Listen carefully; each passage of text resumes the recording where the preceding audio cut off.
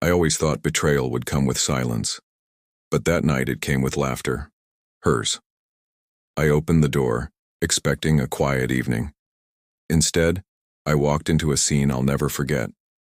My best friend, my girlfriend, my bed. And when she saw me, she didn't cry, she didn't apologize, she mocked me, said I should have known better, but what she didn't know was that I don't break, I calculate. And what happened next, she never saw coming. I caught my girlfriend in bed with my best friend. She didn't panic, she didn't apologize. She looked me dead in the eye and said, "What are you gonna do? Cry?" I didn't say a word. I just smiled and walked out. This morning, my phone lit up with missed calls from both of them, but it was already too late. My silence was my answer. My revenge was already in motion. There's a kind of stillness that happens just before everything breaks. Not peaceful, not quiet in a good way. It's heavy, like the air itself is holding its breath before it all comes crashing down. That's what I felt when I opened the door to my apartment and heard nothing. No music, no chatter, no sound from the woman I'd spent 3 years loving or the best friend I treated like family, just a thick, echoing silence. I wasn't even supposed to be home. My business trip ended a day early and I thought I'd surprise her. I had flowers in one hand and her favorite takeout in the other. I imagined her lighting up when I walked through the door. Instead, I was the one caught off guard. And what I walked into changed everything. As I moved down the hallway, my pace slowed. Something felt off, like the universe was warning me to turn around. Then I heard it. Not voices, not conversation. Just a sound, a low, rhythmic moan, too familiar to mistake. I pushed open the bedroom door. There they were, half-dressed, tangled, up in each other, laughing like the world didn't exist in my bed in my home. She didn't scream. She didn't cover herself. She didn't even blink. She met my eyes and repeated it clear and cruel. "What are you gonna do?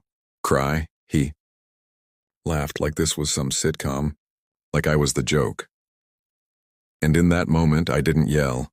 I didn't explode. I stood there and let the truth crash into me. Something inside me turned to ice. Not heartbreak, not rage. Something quieter, colder, and far more dangerous. Not peaceful, not calm, just still, like the universe was holding its breath, waiting to detonate.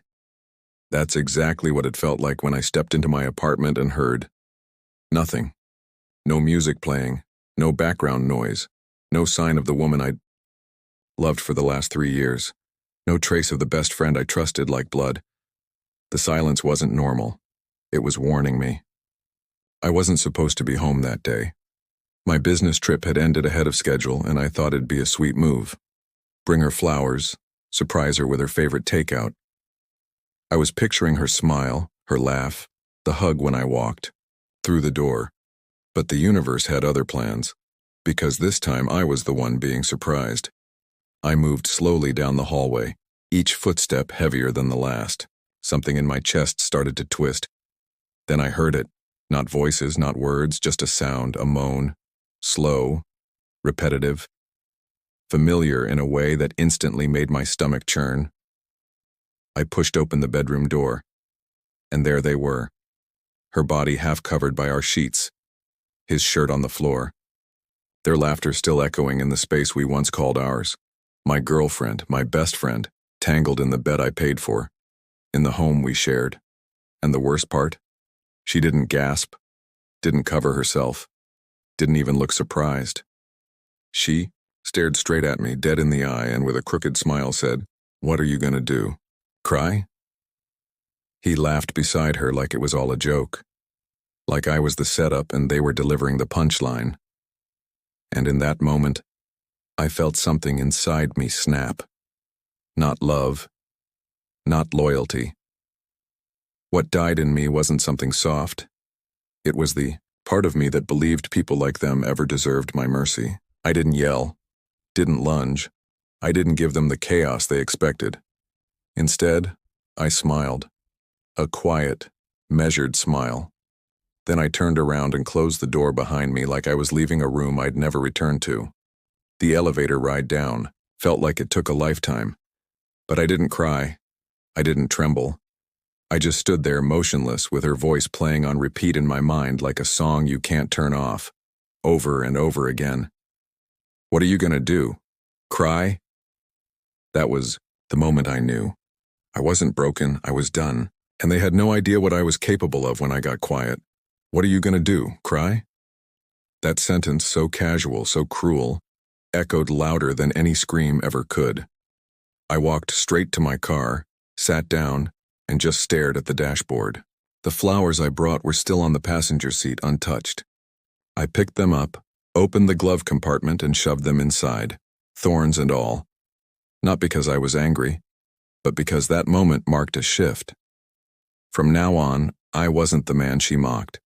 I was the man she'd never forget. What came next wasn't chaos, it was silence. For the next 3 days I didn't call, didn't text, didn't confront. I went completely off the grid. And that silence? It started to scare them. I watched it unfold through the notifications. Day 1, 7 missed calls from her. Day 2, 12 from him. By day 3, I stopped counting. But I wasn't just hiding. I was preparing. See, they thought I'd lash out. They didn't know I was already building something behind the scenes, because here's what they forgot.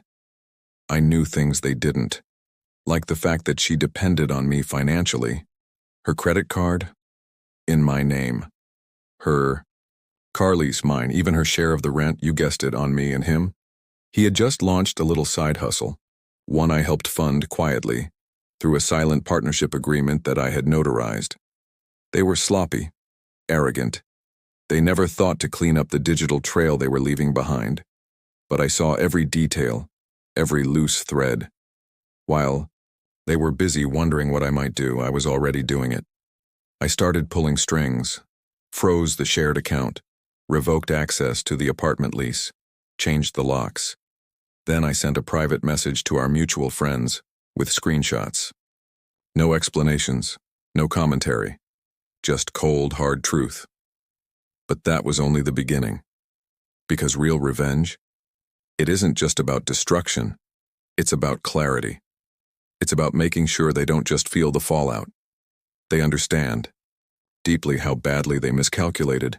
You'd think that after being caught in the act, they'd shrink back, lay low, disappear for a while. But no, not these two. They did the opposite. They leaned in, doubled down, played it off.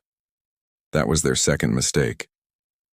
2 days later, she posted a filtered selfie with the caption, "Sometimes betrayal sets you free. New beginnings." He followed it up with a cryptic meme on his story that read, "The real ones stay, the fake ones expose themselves." It was almost adorable, how proud they looked, how untouchable they felt.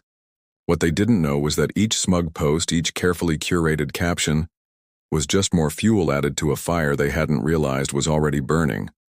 While they posed for likes, I was laying the foundation, quietly, strategically.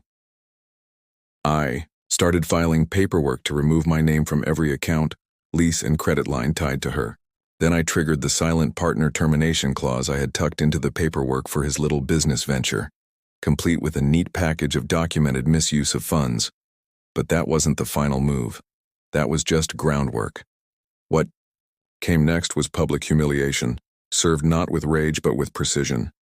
I didn't want a screaming match or some viral TikTok meltdown. I wanted the truth. Because the truth, when presented cold and clean, doesn't fade. It scars. So I created a Google Drive folder, just one.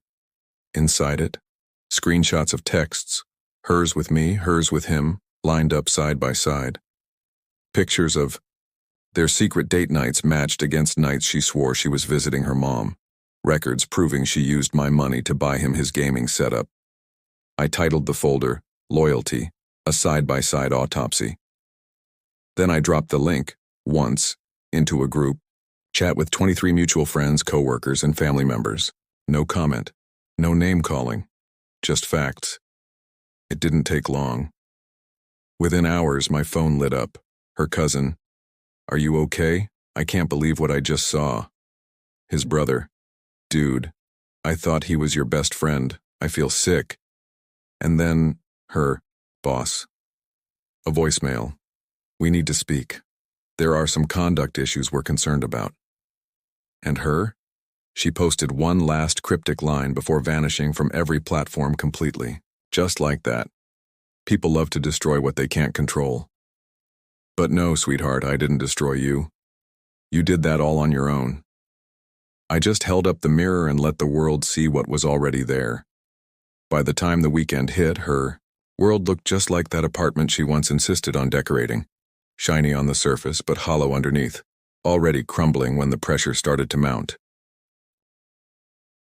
She tried reaching out, calls from random numbers, late-night texts, even a desperate email with the subject line, "Please, let's talk." You don't understand. But I did. I understood everything. Her job, under internal review now for questionable ethics. Her family, asking tough questions about timelines and lies. The rent, due. And the keys, changed. Useless. As for my ex-best friend, he was MIA too, because he'd received a lovely email from me as well, a legal notice laying out every single clause he violated and every penny he now owed under the silent investor agreement he never even read. Last I heard, he packed up and skipped town that same day. Poetic justice. And then came the final scene. Monday morning, I was at my favorite cafe, just sipping coffee, answering emails like it was any other day. Then I saw her across the street. Hair messy, eyes red and puffy. No makeup.